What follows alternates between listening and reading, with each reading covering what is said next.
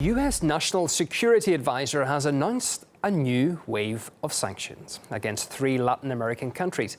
Here indeed is how John Bolton described the left-wing governments in Cuba, Nicaragua and Venezuela. The Troika of Tyranny in this hemisphere, Cuba, Venezuela, and Nicaragua, has finally met its match. Oppressive regimes and ideologies, forces of oppression, totalitarianism, and domination. They worship a false god. We know their day of reckoning awaits. The Nicaraguan regime, like Venezuela and Cuba, will feel the full weight of America's robust sanctions regime. We will no longer appease dictators and despots near our shores. Well, that is just snippets of a long speech. John Bolton also went on to accuse the 3 nations of violating human rights, describing them as, quote, a cradle of communism. Sanctions have become a key foreign policy tool of the Trump administration, with recent threats against several other world powers.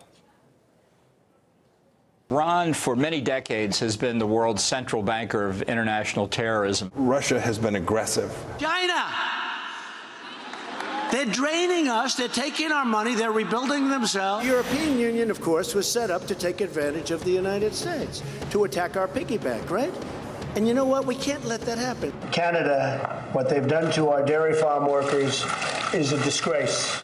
But do sanctions work? Well, former U.S. diplomat Jim Jutras thinks it's exactly the opposite. Take a listen.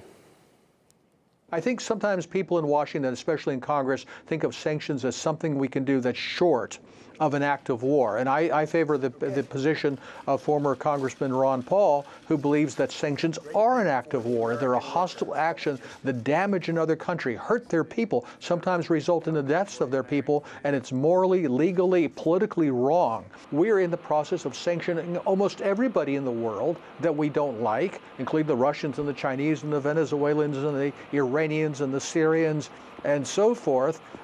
This is the way we deal with other countries, and we're even threatening to sanction our own allies if they do business with Russia, for example, cooperating with the building of Nord Stream 2, or if they buy energy from Iran.